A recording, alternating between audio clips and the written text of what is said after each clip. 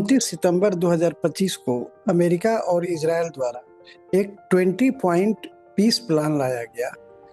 यह piece plan Gaza में Israel और हमास के बीच में जो युद्ध चल रहा है उसको रोकने के उद्देश्य से बनाया गया है। इस पूरे पीस प्लान में 20 पॉइंट्स रखा गया है, जिसके माध्यम से यह कोशिश की गई है कि यह युद्ध जो है रुक जाए अगर दोनों पक्ष सहमत हों। यह प्लान अमेरिका के राष्ट्रपति श्री डोनाल्ड ट्रंप और इजरायल के प्रधानमंत्री श्री नेतन्याहू द्वारा प्रेस कॉन्फ्रेंस करके वाशिंगटन डीसी में किया गया। हम लोग इस पूरे पीस प्लान की समीक्षा करेंगे और बिंदुवार विश्लेषण करके यह देखेंगे। हम लोग इस पीस प्लान के सभी बिंदुओं को विश्लेषण करते हुए हम लोग आगे बढ़ेंगे, जिसमें कहा गया है कि Gaza will be D-radicalised and terror free zone. अब यहाँ पर यह बात समझनी होगी कि डी-रेडिकलाइज्ड मतलब कि कट्टरपंथ से मुक्त होना पड़ेगा और ये आतंक से मुक्त होना पड़ेगा। यहाँ पर जो दोनों पक्ष हैं, फिलिस्तीन और इजरायल, दोनों के बीच में जो विवाद है वो धार्मिक कट्टरता पर ही है। अब ये कैसे कट्टरपंथ से मुक्त होगा यह कहना बहुत मुश्किल है, और दोनों के बीच में जो हिंसा, हथियार और हमला की जो राजनीति है, इजरायल तो इसको प्रेजेंट ही कर रहा है, इसलिए सारा जो दारोमदार है अब डाल दिया गया है हमास पर। और यहाँ पर प्रॉब्लम ये है कि हमास को इस पूरे पीस प्रोसेस के जो फॉर्मुलाइजेशन है, जो इसको बनाया गया, उस प्रोसेस में हमास को शामिल नहीं किया गया है। बस एक प्लान को क्रिएट करके हमास पर कहा गया है कि आप इसको स्वीकार करते हैं या नहीं करते हैं। अब बताइए, अगर आप अगर स्वीकार करते हैं तो ये वार जो है तुरंत खत्म हो जाएगा, अगर नहीं करते हैं तब फिर जैसे चल रहा है वैसे चलेगा। तो यहाँ पर एक तरह से एक तरफा जो चीजें ये दिखाई पड़ रही हैं, और कहा गया है कि जब हमास इसको एक्सेप्ट कर लेगा तब जो है इजरायली फोर्सेस को वहां से हटाया जाएगा, और होस्टेज जो बंधक जो हैं जिनको बनाया गया है 7 अक्टूबर 2023 के बाद से, उनको फिर रिलीज करने का जो प्रोसेस है वो शुरू किया जाएगा। तो अब देखा जाए कि हमास क्या करता है। वैसे हमास की जो पहली प्रतिक्रिया, जो पहला रुझान जो आया है, उससे ऐसा लगता नहीं है कि हमास इसको एक्सेप्ट करने जा रहा है, और इस परिस्थिति में सारा जो है रिस्पॉन्सिबिलिटी डाल दिया जाएगा कि हम तो एक पीस प्लान दिए थे और हमास ही जो है वो एक्सेप्ट नहीं किया, तो अब क्या किया जाए। तो ये चीज़ एक हो सकता है। आते हैं चौथे पॉइंट पर, ठीक है। अब चौथे पॉइंट में कहा गया है कि इजरायल इस पूरे डील को पब्लिकली एक्सेप्ट जब से करेगा, उसके 72 घंटे में पूरे जो बंधक हैं उनको रिहा कर दिया जाएगा। अब इसमें देखा जाए कि कैसे ये किया जाता है, और बंधक के रिहा करने और नहीं करने का इन लोगों का बहुत ज़्यादा मतलब विश्वास करने की बात नहीं है। ये 10 बंधक को रिहा करेंगे, 20 को पकड़ लेंगे। तो खैर कह रहे हैं तो अभी बात को मानना है। अब 5वें पॉइंट पर आते हैं कि अब सारे बंधकों को रिलीज कर लिया जाएगा। तो बहुत सारे लोग ऐसे भी हैं जो कि वहाँ पर आजीवन कारावास वहाँ काट रहे हैं इजरायल में। तो कहा गया है कि 250 लोगों को छोड़ा जाएगा और 1700 लोगों को, वैसे लोगों को छोड़ा जाएगा जिनको कि 7 अक्टूबर 2023 के बाद से वहाँ पर पकड़ के रखा हुआ है। तो अब और कहा गया है कि एक मतलब हमास द्वारा एक बंधक जो रिलीज किया जाएगा, उस पर 15 बंधक ये रिलीज करेगा इजरायल। तो ऐसे तो अच्छा लग रहा है देखने में, लेकिन इन लोगों के बीच में इन सारी बातों का कोई बहुत ज़्यादा विश्वास नहीं है। मेन बात है कि अगर पीस प्लान जो है एक्सेप्ट हो जाता है तभी सारी बात होगी।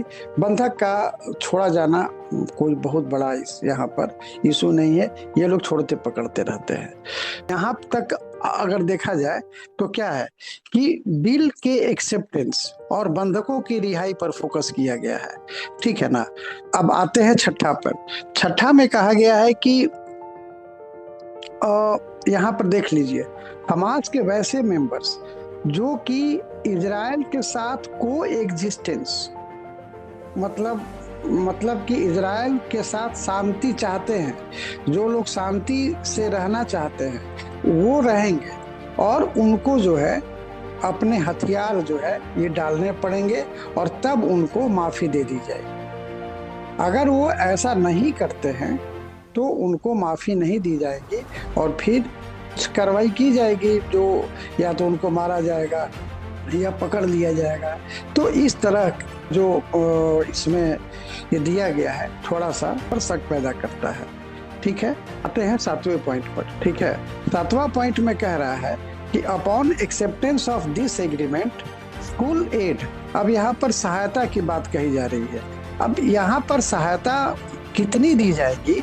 अब ये कहा गया है कि 19 जनवरी जो रिवेरिया वगैरह वाला जो प्लान जो ट्रम्प साहब ने जो दिया था, तो वो उसमें सब जो राशि की जो बात कही गई है वो सारा दिया जाएगा, और इसमें जो भी इंफ्रास्ट्रक्चर जो ये बिजली पानी और जो अदर जो म्यूनिसिपैलिटीज लेवल के जो फैसिलिटीज हैं वो सारा चीज इसमें ये दिया जाएगा।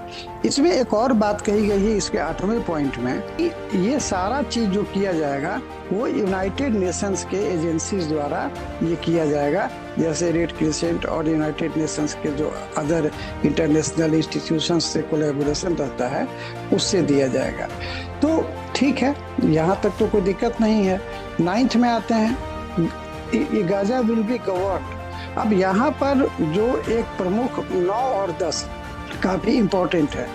अब यहाँ पर कहा गया है कि जो अभी अगर ये पीस प्लान एक्सेप्ट हो जाता है तो जो गाजा में है एक टेम्पोरेरी ट्रांजिशनल गवर्नेंस ये किया जाएगा। मतलब कि ये टेम्पोरेरी ट्रांजिशनल गवर्नेंस सिस्टम बनाया जाएगा जिसमें कि टेक्नोक्रेटिक और गैर राजनीतिक जो नहीं होंगे उनको शामिल किया जाएगा, और इस पूरे गवर्नेंस मैकेनिज्म का काम होगा कि गाजा में जो डे टू डे जो वर्क है, जो पब्लिक से रिलेटेड है, गवर्नेंस से रिलेटेड है, उस पर जो है ये काम करेगा।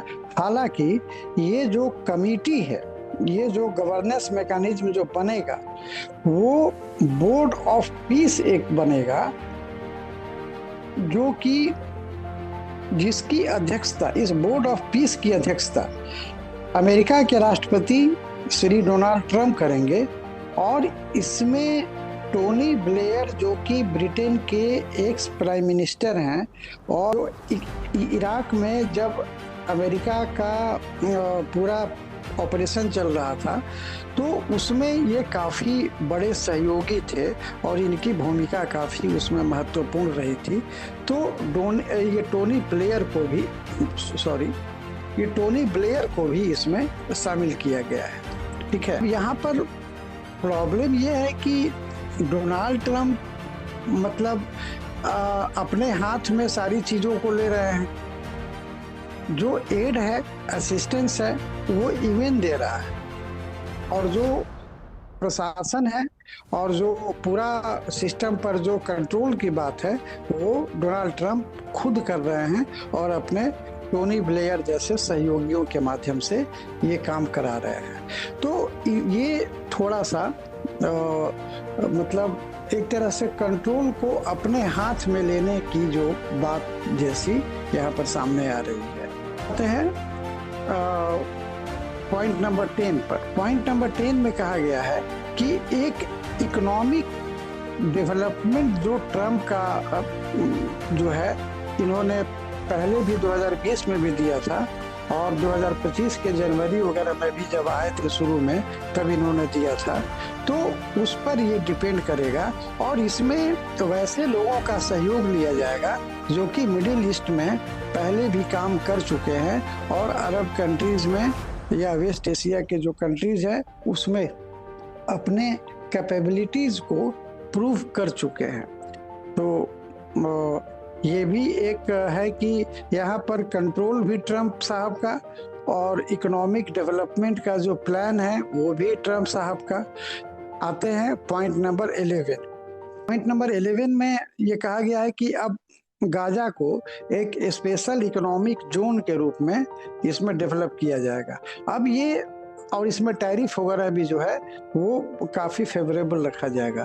क्या प्लान है और क्या बात कहा जा रहा है ये यहाँ पर वेग है और हो सकता है कि इकोनॉमिक एक्सप्लॉयटेशन की भी बात हो सकती है गाजा के, और गाजा के कॉमर्शियल यूटिलाइजेशन की भी बात हो सकती है, क्योंकि ट्रम्प साहब बहुत पहले से गाजा को एक रियल एस्टेट के रूप में देखते रहे हैं। तो देखा जाए, आते हैं पॉइंट नंबर 12 पे।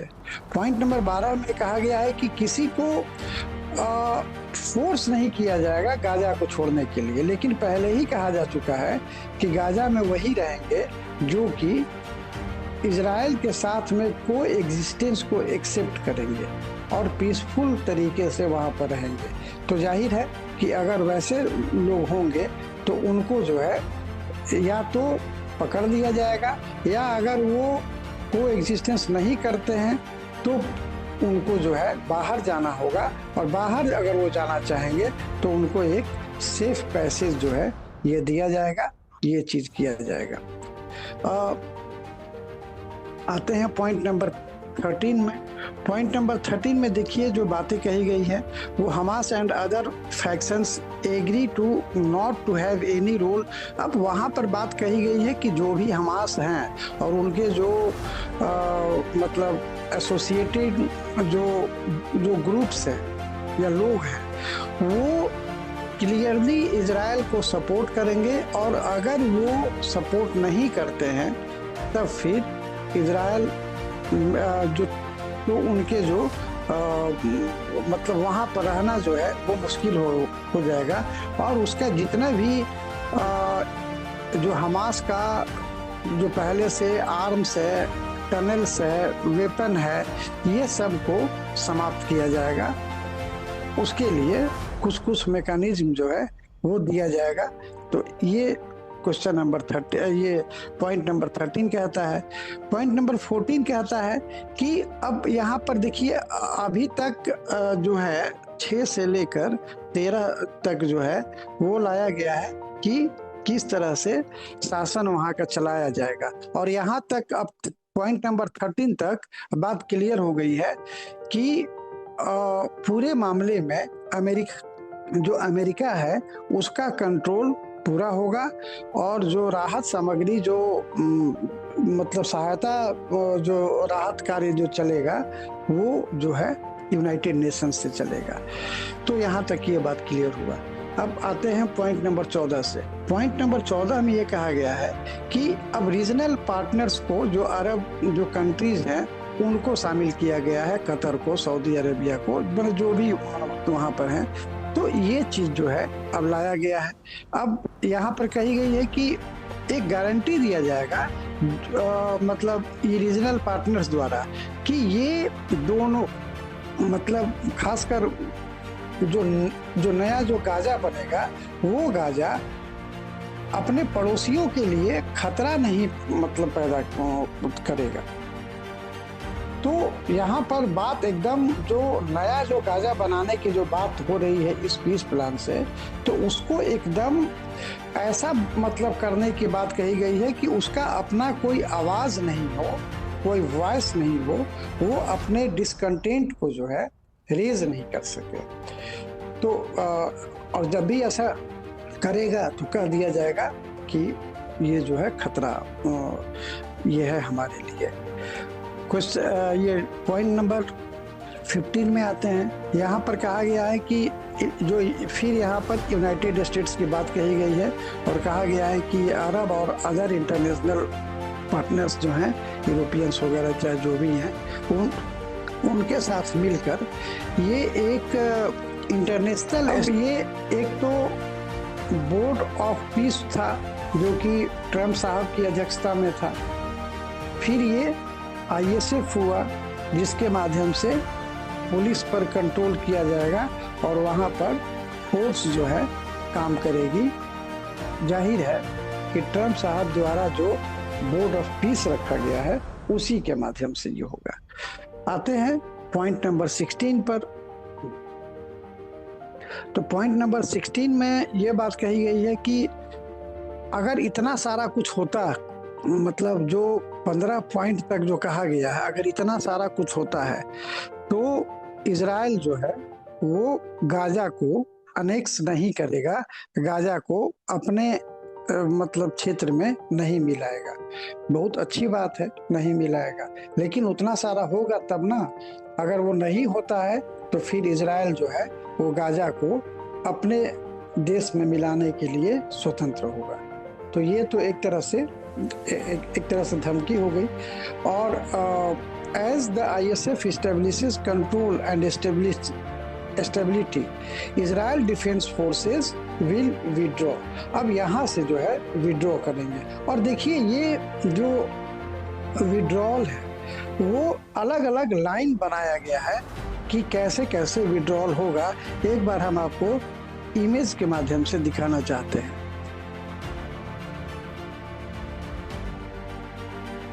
आप देखिए ये इमेज है। अब इसमें कहा गया है कि अभी ये जो लाइन है ये करेंट कंट्रोल्ड है। यहाँ पर अभी इजरायली फोर्सेस हैं, ठीक है। यहाँ पर अगर जो बंधक हैं उनको रिहा कर दिया जाता है, पूरे बंधकों को, ठीक है।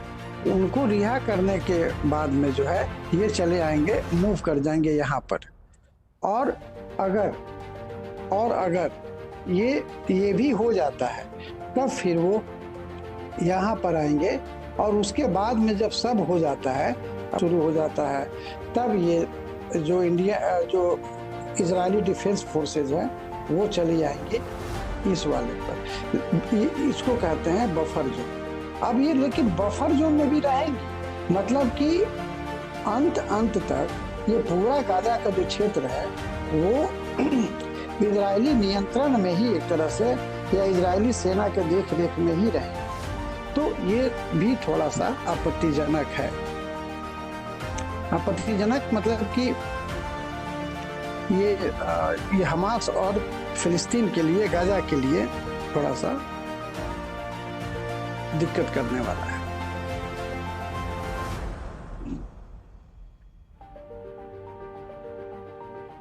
इसके बाद आते हैं पॉइंट नंबर 17 पर। और कहा गया है कि अगर पूरे प्रोसेस में जब तक ये चलते रहेगा तब तक जो है अगर देर भी होती है तो जो मैकेनिज्म बनाया गया है और जो राहत सामग्री वगैरह जो है वो सब जो है ये चलते रहेगी। तो जाहिर है कि अमेरिका और इजराइल के हाथ में पूरा नियंत्रण रहेगा, तो वो तो चाहेंगे ही कि ये मामला जो है लंबा खींचे और उनका नियंत्रण जो है ये बना रहे। पॉइंट नंबर 18 पर आते हैं। अब कहा जाएगा कि अगर ऐसा सब कुछ हो जाता है तब फिर ये एक इंटरफेथ डायलॉग मतलब ये किया जाएगा, जिसमें कि बताया जाएगा कि पीस का क्या महत्व है। मतलब एक तरह से ये स्पिरिचुअल सॉल्यूशन की जो बात कही गई है कि उनके माइंड वॉश मतलब उनका किया जाएगा। तो अब तक तो मतलब इसमें कुछ खास दम नहीं है, तो वो देखा जाएगा कि बाद में कैसा माइंड वॉश किया जाता है। पॉइंट नंबर 19 पर मतलब आते हैं। अब इसमें वही बात है कि पैलेस्टीनियन अथॉरिटी की जो बात कही गई है और ये भी बात कही गई है कि अगर ये सारा चीज़ होता है तब जो उनका सेल्फ डिटर्मिनेशन का जो राइट है और स्टेटहुड की जो बात है, उनके बात को महत्व दिया जाएगा और एक क्रेडिबल पाथवे दिया जाएगा। मतलब कि ये बात अभी भी इसमें नहीं कही गई है कि इन सभी के बावजूद अमेरिका जो नया फिलिस्तीन जो कंट्री बनेगा उसको मान्यता देगा, या ये अभी तक नहीं क्लियर कहा है कि ये टू नेशंस थ्योरी में विश्वास रख रहा है, क्योंकि अभी सितंबर में ही यूनाइटेड नेशंस में एक रिजोल्यूशन पारित हुआ और उसमें अमेरिका जो है टू नेशंस थ्योरी को सपोर्ट नहीं किया और उसके अगेंस्ट में वोट दिया। तो जाहिर है कि मंशा जो है, मेन जो मुख्य जो उद्देश्य है कि इसमें जो गाजा को और फिलिस्तीन को एक देश के रूप में मान्यता देने की जो बात है वो क्लियर कट नहीं है। अब उसके बाद में यूनाइटेड स्टेट्स जो है दोनों के बीच में बातचीत करवाएगा। तो ये भाई जो अभी रुझान जो लग रहा है हमास का, कि इसमें इन सभी बिंदुओं को देखते हुए बहुत उत्साहजनक ये नहीं आने वाला है, लेकिन देखा जाए कि क्या होता है। इसके बाद में अगर हम इसको थोड़ा सा एनालाइज करते हैं, अगर हम आलोचना समालोचना अगर करते हैं, तो आलोचना समालोचना में ये बात है कि एक तो ये पूरा मामला जो है ये हमास पर छोड़ दिया गया कि हमास अब अगर इस सफल होता है तो क्रेडिट जाएगा अमेरिका और इजराइल को, और अगर असफल होता है तो कहा जाएगा कि हमास ने इसको एक्सेप्ट नहीं किया। दूसरी बात है काफी मुश्किल पैदा करेगा और ये कभी नहीं होने वाला है कि कट्टरपंथ से मुक्त हो जाए। दूसरी बात है कि होस्टेजेस जो बंधक जो रिहा करने की बात है, तो भाई उसमें इन लोगों की कोई क्रेडिबिलिटी है नहीं। कितना पकड़ेंगे, कितना छोड़ेंगे, कितना छोड़ेंगे, कितना पकड़ेंगे, ये कहना मुश्किल है।